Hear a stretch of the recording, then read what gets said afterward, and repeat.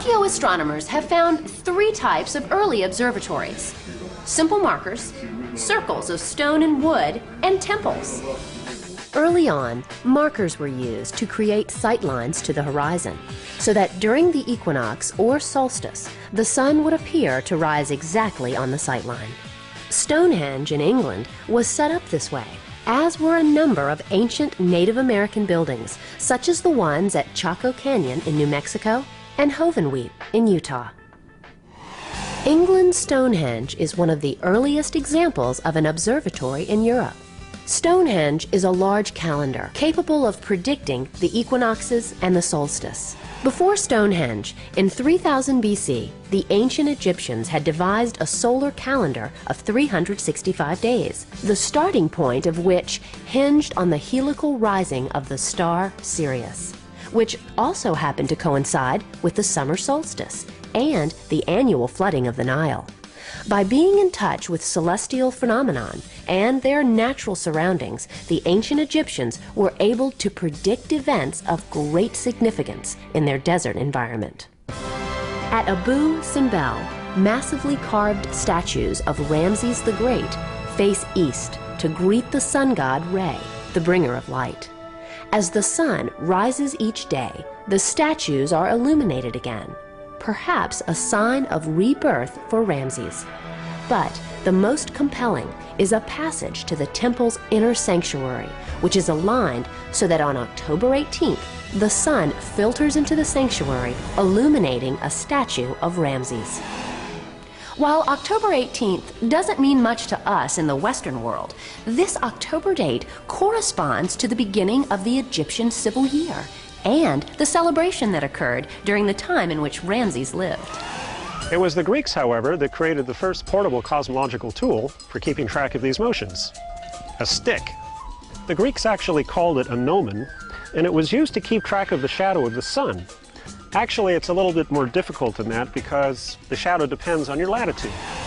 Again, if you are not near the equator, the shadow will be shortest during the summer solstice and longest during the winter solstice. For the spring equinox and fall equinox, the shadow will be halfway between the shadow lengths at the solstices. In the southern hemisphere, the shadows will be reversed, just as you all know the seasons are reversed. When it's summer in the United States, it's winter in Argentina. This all works pretty well if you're not at the equator. At the equator, the summer solstice sun casts a shadow in a southerly direction, and the winter solstice sun casts a shadow in the northerly direction. During the equinox, at the equator, the shadow disappears. Oh, and another thing that they were used for is sundials. And it looks to me like it's time to go back to Jennifer. Okay, guys, let's take a look at how a gnomon works and see the angle of the sun at certain times during the day. Students from Newcomb Elementary School in Newcomb, New Mexico will preview this show's hands-on activity. Yat hello! We are students from Newcomb Elementary School. We are located in the Navajo Reservation in the Four Corners region of New Mexico. Tracking the passage of the sun in the sky continues to play a very important role in the life of our Navajo culture. Traditional Navajos still use this system of tracking the sun's shadows to tell time and to tell the changing of the seasons. For example, when my grandfather herds sheep, he does not wear a watch like this. He uses the sun's shadow to tell time. It also helps him to tell when to take the sheep back home in their corral. It also helps him to tell when to plant corn and watermelon on his farm. NASA Connect asked us to show you this program's hands-on activity. In this activity, the students will make sun shadow plots every half hour, marking the ends of the shadows made by the sun and a gnomon.